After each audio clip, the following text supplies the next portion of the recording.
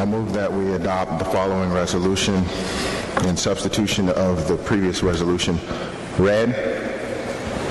Resolution number 54-1617 regarding U.S. Immigration and Customs Enforcement, ICE. Whereas immigration is a federal issue, and whereas the U.S. Supreme Court held in Plyer v. Doe, 457 U.S. 202-230-1982, that if the state is to deny a discrete group of innocent children the free public education that it offers to other children residing within its borders, that denial must be justified by showing that it furthers some substantial state interest. And whereas the California State Board of Education believes strongly that there is no rational educational or fiscal purpose in excluding children of undocumented persons from receiving the educational opportunities available to all other children. And whereas the West Contra Costa Unified School District Board of Education is committed to equal opportunity for all individuals in education. And whereas undocumented students in the West Contra Costa Unified School District have reportedly missed school due to fear of deportation, now therefore be it resolved, the West Contra Costa USD and its employees, agents, contractors, and volunteers shall not aid or assist in any form or fashion U.S. Immigration and Customs Enforcement, ICE, with immigration enforcement related activities concerning West Contra Costa USD students and or their families unless required to do so by law or order of the court.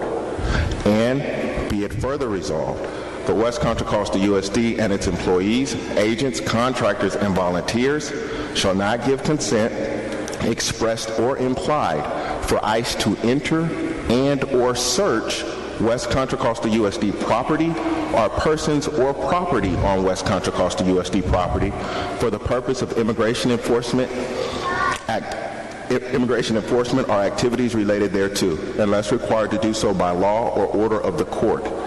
And be it further resolved, the West Contra Costa USD and its employees, agents, contractors, and volunteers shall not directly or indirectly refer, send, direct, or report West Contra Costa USD students and or their families to ICE unless required to do so by law or order of the court. And be it further resolved, the West Contra Costa USD and its employees, agents, contractors, and volunteers shall not directly or indirectly disclose personal information regarding West Contra Costa USD students and or their families to ICE unless required to do so by law or order of the court. And be it further resolved, if a West Contra Costa USD employee, agent, contractor, or volunteer makes the personal decision to disobey a law or order of the court requiring him or her to aid or assist ICE with immigration-related activities concerning West Contra Costa USD students and or their families, that person shall not lose his or her position with the West Contra Costa USD solely for their refusal to aid or assist ICE. However, the West Contra Costa USD and its directors, employees, agents, contractors, volunteers, insurers, and others related thereto shall not be responsible or liable for any fines, penalties, attorney's fees, court costs, or other fees or costs of any kind whatsoever arising out of that person's refusal to aid or assist ICE. And be it further resolved, all West Contra Costa USD employees, agents, contractors, and volunteers at school sites shall immediately notify their principal or acting principal whenever contacted by ICE. Principals and other West Contra Costa USD employees, agents, contractors, and volunteers shall immediately notify the superintendent when contacted by ICE, and the superintendent shall immediately notify legal counsel, if any, and the Board of Education. And be it further resolved, within 30 days of adoption of this resolution, this resolution shall be posted in a conspicuous place at every West Contra Costa USD facility, explained to every West Contra Costa USD employee, agent, contractor, and volunteer, and shared with every West Contra Costa USD student, parent, and guardian in English, Spanish, and other appropriate languages. That is the resolution that I move we adopt. Is there a second? Is there a motion? Is there a second? Ms. Block? Yes. In order for us to have a discussion on the points that he brought up, I'm going to second the motion. Okay, I'd like to call the question. Before we do, I do want to point out that there's a whole section in there that I think is much stronger than the original resolution. I think so too. I just think it's appropriate to actually work together, and so why don't we do that in the spirit of the actual resolution that's being adopted? I'd be happy to do that in the form of amendments, but and that's where we were headed. Process we got to. So go ahead. But since you seconded, I'd like to call the question. Go ahead. Well, it's up to the chair to determine whether or not to end It's up to you, Ms. Block, whether to end discussion and call the question. You've been requested to call the question. Well, could the question be part of the discussion? No, the question is, are we going to replace this resolution that's being proposed with the one that's been presented? That means that she's requesting to end the debate. On the question of whether this will be replaced. My understanding is that we now have to go ahead and vote on this resolution, and then if it doesn't pass, we go back to the original. Right. That's correct, but it's up to you as to whether or not you want to permit discussion. Mm-hmm. I think in the spirit of the resolution, I do open the floor for discussion. I wanted to make a couple, well, go ahead, Trustee Cuevas. I would just ask us to close the question, call the question, so we can actually have the discussion within the context of the actual agendized resolution that the whole community is reacting to, not just one that somebody showed up with today. And I'm committed to having that discussion in that context. So I call the question. My understanding, point of order, my understanding is to close debate, you actually have to vote on that, and that it actually needs to be, I think, more than a simple majority to end debate.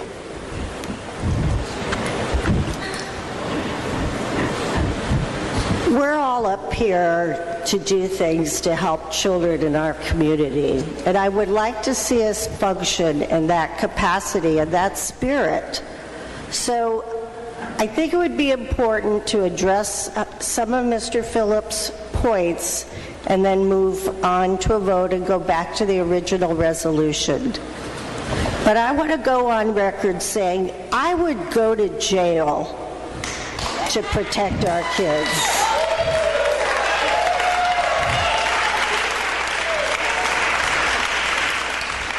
And there's already a clause in federal law that prohibits ICE from going into schools. It's stated in the resolution. I'm going to go ahead and just finish my comments, even though it's not typical for the president to go first. I want to say that when we say we will provide shelter, that's not really a literal meaning. Shelter means we're protecting people. You know, if a family, and then if someone comes to ask for help with an immigration issue, I would never tell them to go get legal advice. These are people first who need help from the person they're asking. They might not understand some of the provisions. They might not know their rights. So I think, with all due respect, I understand your disagreement with those points, but I think you're misinterpreting and not understanding the resolution.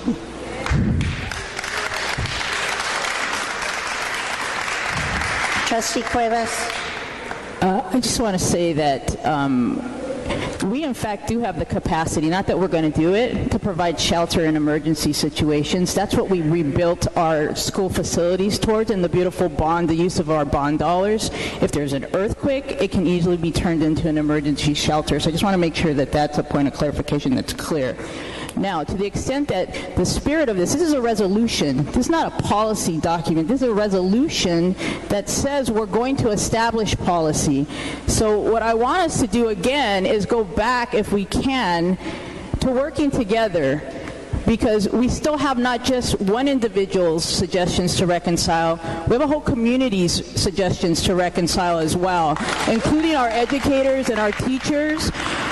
So again, and if it has to be said in this context, I'm going to say it. And I'm very disappointed because this is your first meeting, and I'm appalled that at your first meeting, you have not figured out a way to work together on your first day, and I'm here to be a support to you because we want to work together. So let's figure that out together. Because this isn't about me or you, actually, because I actually have citizenship. This is about a set of people that need us to be advocates for them and figure out how we're going to work together. And I'm just going to call it for what it is. You seem more intent on pushing your idea as opposed to the people that you're trying to supposedly speak for, even the ones that I know you have some good ideas. So let's focus on getting, again, the intention back so everybody's good ideas can contribute to strengthening and getting us to a more perfect resolution. I think that's where the energy is being sucked in the wrong direction, and I want to just put us back on that. So I actually hope that we can call the question soon and get back to actually working collaboratively and modeling for our students what it is we said we ran for when we would actually work for students. I'm going to call Trustee Phillips, but I just want to interject that I want to keep this about the matter at hand and not about people's intentions, because I think that will take us down a path that we don't want to go down right now. I want to keep this about the policies. First, I just want to say thank you, because that's one of the things that I was going to talk about. When we talk about decorum, it's not just the decorum out there, it's the decorum up here as well. So thank you very much for saying that. There are just a couple of things more things that I want to point out. One, no, this is actually a policy. Our resolutions are policies.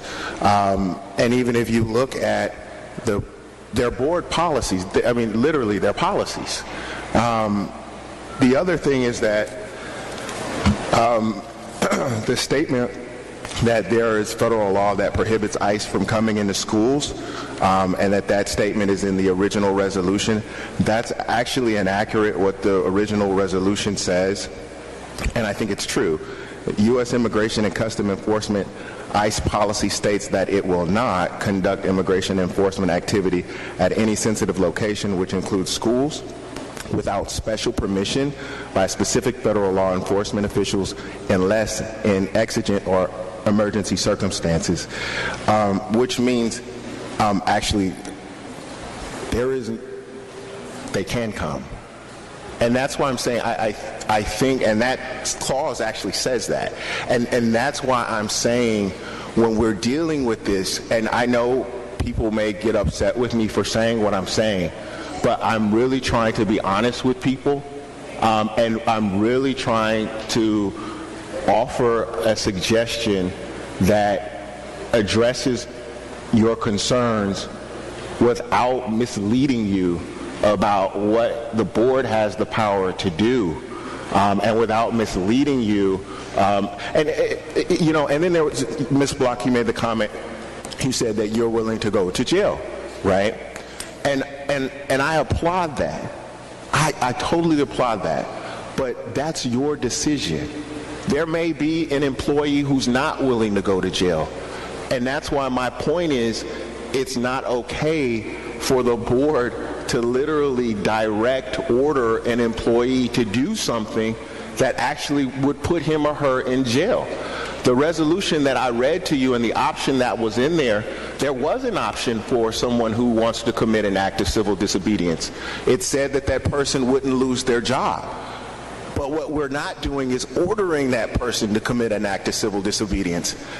That's not fair to the employees. So I'm done. I hope, well, there's one more thing. In the current policy or the current resolution, not the one I just read, but the first one, it talks about Mr. Duffy creating and implementing administrative regulations for the enforcement of this. It's actually the responsibility of the board to adopt administrative regulations, not Mr. Duffy. And so that's not a duty that I as a board member want, even though I think he's a great guy. That's not a duty that I as a board member want to delegate to Mr. Duffy. That's the board's job to pass administrative regulations. So that said, I am done.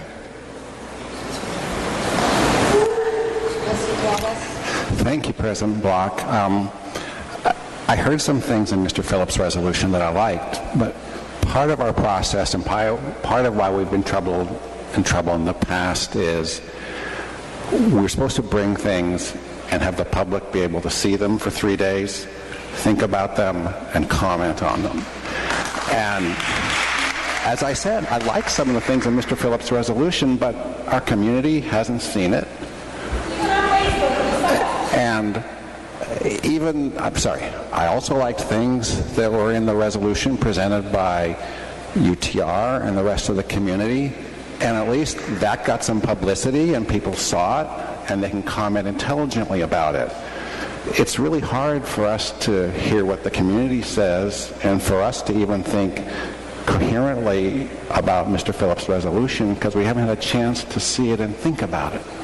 So those are my comments. Trustee Cronenberg. Thank you. So I seconded the resolution because I wanted to have an opportunity to have a conversation. And I agree with you, Mr. Panis. I think, and when this came up, I went back and looked at the process that LAUSD used and that San Francisco used. And you can see there was a lot of wordsmithing at the board meetings. And that we're obviously maybe on the path to doing that, or we're certainly talking about it. I think you're all right. It's very difficult to do it. My instinct, having read the UTR resolution, is to have that amend the other resolution, right? But it is true, we've only heard it tonight, just like we only heard Mr. Phillips, Trustee Phillips' resolution tonight. However, what we're looking for are ways, I think we are all in agreement that we are listening to the community and we are absolutely at one with our community in terms of how we want to protect our children. So this is not what the issue is about. This is an issue that has to do with really much of the wording that I saw in what Trustee Phillips presented is included in the amendment, the resolution we're talking about. There was that one section that hadn't been addressed. And then the rest of it seems also to be included. So I would hope that we can find a way to come up with a resolution that is as inclusive as possible and offers the most protections to our children and our families. That's it. Madam Chair, if I can get recognized. Madam Chair. That's the intent of where we were going. My reaction is clearly just to the complete determination for somebody to not be cooperative with the process of building something together. So with that, I'd just like to close and call the question. And because we do have a calling to our higher angels, we will will address Mr. Phillips' valuable contributions because we are inclusive. But the point is this is again an example and an exercise that we're going to set a new path, at least in my perspective, of working together in ways that are actually owned and demonstrated by everybody who stands and decides they want to hold their hand up and say, I'm a leader in this community. We need to model that. That's what my reaction is to. So why don't we stop wasting everybody's time and insisting that it be my way, let's close it, and then let's move on to actually looking at the resolution and building this together. I call the question. Well, I'd like to make a comment before I respond to that. Can I do that, Ms. Gamba? The problem with lawyers is, and I have a lot of friends who are lawyers, they look at the exception. They always find that little part that's going to catch people. And I don't think you can govern that way. I think we want to look at the rule, not the exception.